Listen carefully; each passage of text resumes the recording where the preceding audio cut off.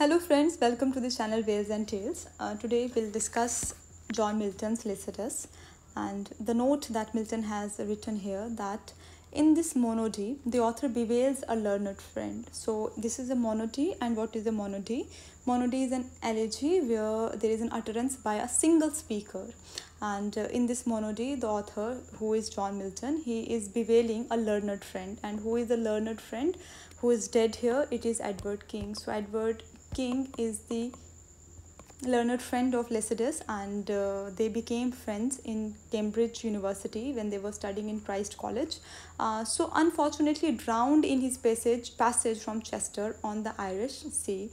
So how Edward King lost his life? Edward King drowned, and when he was going to Ireland to meet his parents on the Irish Sea in 1637. So this is the primary project of this poem, but occasionally and by occasion the author foretells the ruin of her corrupted clergy then in their height, right?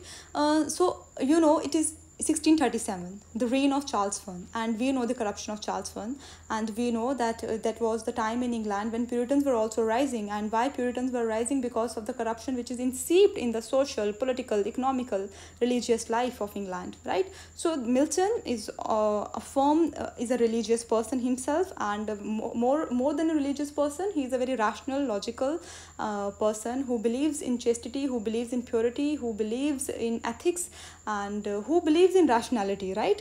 So a person who is sitting in a position which demands from him honesty, chastity, and knowledge and other things, you know, so that person should not be corrupt. So here clergy is corrupted, so he will be foretelling the ruin of the corrupted clergy in this work as well, which is a monody, right? In order to understand this work Lycidas, we have to divide this poem into three sections, and the first section is from line number 1 to line number 22, which can be read as a prologue, and then second section is from line number 23 to line number 185, which is the actual lamentation. And then we have the third section from line number 186 to 193, which can be read as an epilogue. Now this second section, and it is a monody, that it is uttered by a single speaker, but we will see in the second section that there are other mourners as well, which is joining Milton, you know. First it is interfered by Phoebus, then Neptune, the god of sea, then we have Hippotades, god of air, then Camus, god of river Cam, which is symbolizing Cambridge University, and at last it is the pilot of Galilean lake, okay, who is Saint Peter. And it is through Saint Peter, it is through this pilot of Galilean lake, that Milton is exposing the corruption of clergy class, and he is very blatant here, you know, he is not sparing anyone here. So with these points in mind, I'll just give you the overview of Lycidas, you know, that how to approach this work for your exams. Now what he is saying here in this prologue, which is from line number 1 to line number 23, that when he says, it is like till this part, right? So what he is saying here, that Lycidas is dead. This is the thing that has made him to write, and Lycidas is dead ere his prime, and he is yet once more. He is saying yet once more because in 1637 only he has written a masque called Comus, and in 1637 again he is writing this another work Lycidas. So he is saying that once more, laurels, myrtles, ivy. So laurels, myrtles, ivy are the evergreen trees. He is saying that I am here to pluck your berries which are harsh and crude, you know, unripe. And why what is he symbolizing here? That I am plucking your berries because in a similar manner, my friend Lycidas was being taken away in his prime, right? When the season was due, I am here to pluck your berries, and this thing has happened to me as well, that I have also lost my friend in his prime, right? So after stating the purpose, that it is young Lycidas who is dead, and that's why he is here, he will be writing. And why he is writing this? Because with this a kind of thing in his mind, selfish thing in his mind, that one day someone also will write for Milton, this is how he will explain that. He says that begin and somewhat loudly sweep the string, hence with denial vain and coexcuse, so may some gentle muse, with lucky words favor my destined urn, that someday maybe some gentle muse will favor my destined urn with lucky words, with fortunate words, or someone will also write for him in the future, right? And in the prologue also, after setting the tone of his work, that why he is writing this work, that Lycidas is dead and someone will also write for him, in this prologue itself he has also invoked the muses, when he says that begin then, sisters of the sacred well. The sisters of the sacred well are the muses here. So that from beneath the seat of the Jove doth spring, who lives in that spring which is called Agnipe. So after invoking the muses, after stating his purpose, begins the second section, which is your lamentation, and how he is lamenting by comparing the life of the pastures, because it's a pastoral elegy, right? So he is comparing the life in the pastures to the life in the college, and by stating that how they are two shepherds who spend their time together from morning till night. So juxtaposing that college life, that how from morning till night they used to be together. Edward King used to be together with Milton, and here Edward King is called Lycidas because this Lycidas is actually a shepherd. Pastor himself means shepherd. So since it is a pastoral elegy and pastor means shepherd, and this shepherd Lycidas is being used by the precursors of pastoral poetry like Theocritus and Virgil, right? So he is saying here that we have spent a lot of time together, but now he is not here. Lycidas is not here. He has gone, and it has made lot of change, not only to Milton, not only to the fellow poet who is mourning the loss of his deceased friend, but also to nature. So this transference of emotions to nature is actually pathetic fallacy, when he says that but oh the heavy change, now thou art gone, now thou art gone and never must return. So now you are gone. Now you are gone and you will never return, and this has made lot of changes in the entire milieu, that how what kind of changes? Of course, bad changes like as simile, right? As killing as a canker to the rose, just like the canker kills the rose, or taint worm, a disease, winding herds that graze, kills the sheeps, or frost to flowers, like the way flowers are being prevented from blooming by the frost, right? In a similar manner, all of us are experiencing these changes, right? Such Lycidas thy loss to a shepherd's ear. So after explaining the loss that has happened as a result of the death of Lycidas, he'll pose a question to nymphs, that where were you? When he was drowning, where were you?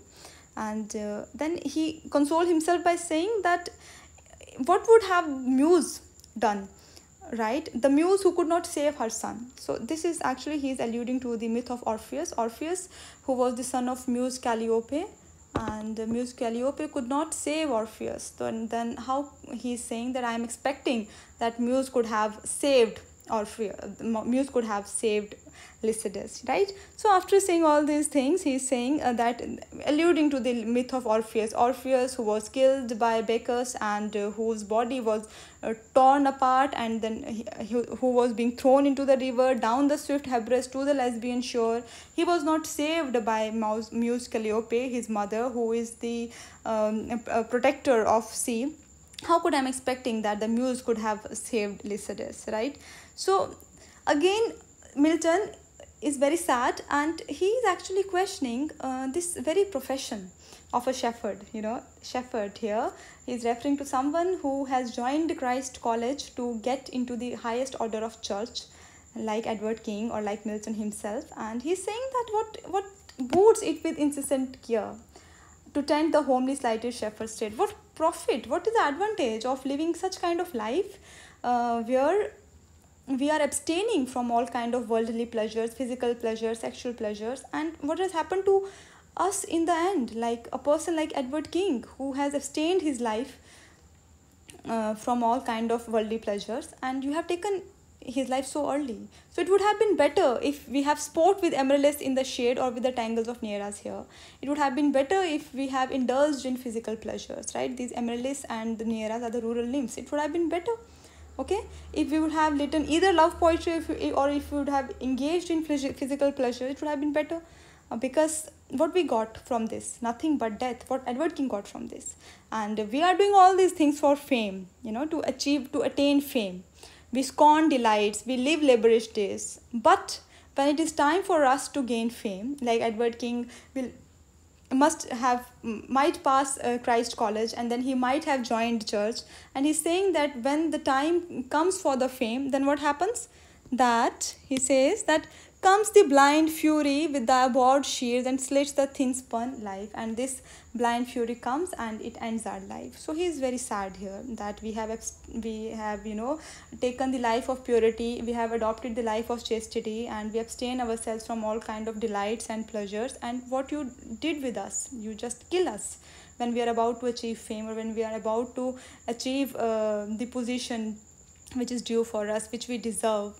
Now with this so painful exposition, with so painful assertion, he will be consoled by Phoebus, right? So here is the first intervention in the Lamentation by Phoebus.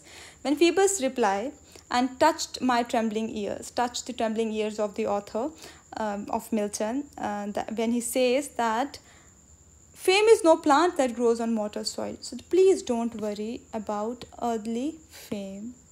You should rather aspire for heavenly fame. Of so much fame in heaven expect thy meed, right? So after consoling himself, he'll again start the lamentation when he invoke Artheus and Mincius. These are the fountain and river which are being referred by Theocritus and Virgil respectively, and he says that strain I heard was of a higher mode. The strain is Phoebus, right? I just heard Phoebus, and it was of a higher mode. He is the god of poetry. He is the god of all the big things. So he has consoled me that, and during his consolation, my strain of pastoral tone that was being shattered, but now my ode proceeds. Now I am again switching to Lycidas, and then the other mourners who will join our author is Neptune and Hippotades, when they will say that it is no fault of winds or it is no fault of waves, because everything was balanced that day, everything was calm, the air was calm, the waves was calm. So how Lycidas drowned? What happened to Lycidas then? They explain that it is because of the fatal and perfidious bark built in the eclipse. It is because of the ship. That ship was made on a very bad time, that is on the it was made in the eclipse. That's why it is rigged with curses dark that sunk so low. It is the reason that the ship sank so low. So it is no fault of waves, Neptune says. It is no fault of air, Hippotades say. It is actually the fatal and perfidious bark which is responsible for the death of Lycidas. It is actually the ship. The ship was built in the eclipse. That is why it is cursed. It is dark. So it is responsible for the death. You see, there are perfect rhymes here. Milton is very particular about all these things, right? So time and again you will see the deed, meed, right? Okay. Now another mourner who intervenes this pastoral song after Phoebus, Neptune, Hippotades is Camus. Camus here is the god of river Cam, which is adjacent to Cambridge University and is symbolizing Cambridge University himself. And what Camus is asserting, what Camus is saying, that who hath reft my dearest pledge, that who hath snatched away my dearest child, my dearest son. Who is the dearest son here? Edward King. So after Camus, the last mourner who is joining Milton / the author is the pilot of the Galilean lake. He is Saint Peter, and Saint Peter has two massive keys, one with gold another with iron. So if you have done good deeds, the door will be opened, and if you have done bad deeds, the door will not be opened, because then you will be shown the iron key which cannot open the door of heaven, right? And here Saint Peter is very angry, and he'll be giving aggressive speech while addressing young Swain, that is diseased Edward King, directly, when he says that how well could I have spared for thee? I could have better spared you for all those other people. I would have rather taken the life, I should have rather taken the life of other people than yours, who are so engrossed in corruption. Here he is talking about the corruption which is inseeped in the clergy class of that time England, when he says that, and now of such as for their belly's sake creep and intrude and climb into the fold. There are so many people who have joined this church, for their own bellies, for their own sake. They have actually creeped and intrude, right? So he's saying here that I am very sad that there are so many bad people here, but it is Edward King, who has to die. But of course, Phoebus has just mentioned that it is actually the heavenly fame that one should strive for. But he is very sad. Saint Peter is very sad and very angry that how this clergy class have become blind mouths, blind because they could not see anything, and their mouths are always open to get something or the other from the pilgrims or from the devotees who come to church. Now he's saying that they are the hungry sheep who always look up and are not fed, because everything is less for them. It's said about this clergy class that much is less for them, and they are rot inwardly and foul contagion spread. Since they are rotten inwardly, so what they will spread? There is a line by Chaucer in Prologue to the Canterbury Tales, when he says that if gold rusts, what shall iron do? So he is also referring to the corruption of the clergy. So similar is the case with the clergy here, when he says that rot inwardly and foul contagion spread. So echoing Chaucer's that if gold rusts, what shall iron do? So this is the actually golden class. So if they will rust, what you will expect of iron? So this clergy class, similarly, Saint Peter through Milton, through Saint Peter, is exposing the corruption when he says that they are rot inwardly and foul contagion spread. But he is saying that all these people, all this clergy class, they will be handled very, very badly after their death, when he says, Saint Peter is saying that, but that two-handed engine at the door, when they'll die, stands ready to smite once and smite no more. It will smite them once, it will just consume them, and they won't be able to go away from that place. So after their death, they will be treated very badly. They must be treated very badly. And he's saying, he's actually a kind of telling this corrupt clergy class, actually giving them warning that mend your ways, otherwise you will be treated very badly. So this is Milton. Milton can do this, and it is Milton only who treats poetry. This is very important, that for Milton, poetry is nothing less than a sermon. He has given a very elevating status to poetry. So that's why throughout his poems you will see that he is actually sermonizing itself. When he has written that ode on his blindness, in the last line also he says that those who wait and surrender also serve you. Right? So here it is a pastoral elegy. It could have been as short as possible, and it could have been full of mourning and loss.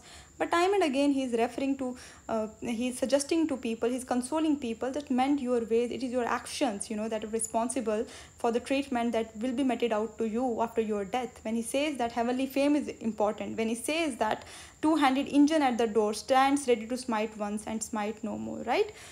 Now, again, that pastoral tone is shattered, is abrupted by the intervention of Saint Peter. So again he will be alluding, he will be invoking the muse in the form of Alpheus, which is the Sicilian muse of muse of eclogues, and he's saying that now I'll be gathering all kinds of flowers. He'll be giving the name of all kinds of flowers: primrose, courtry, white pink, glowing violet, musk rose, woodbine, and every flower, daffodils, amaranthus, to offer to the body of Lycidas. But to his dismay, he will realize that, oh my God, I could not be able to offer any flower to Lycidas, because we don't have the body of Lycidas, because Lycidas was drowned.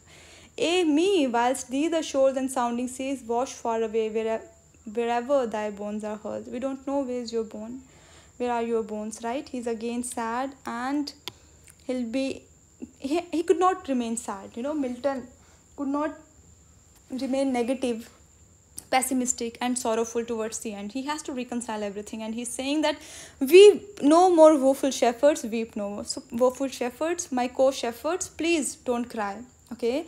Because Milton, Lycidas sunk low but mounted high. So although Milton has sunk, or Lycidas has sunk low, but he has mounted high, very high. He is in heaven here, and he is enjoying his life with the saints who are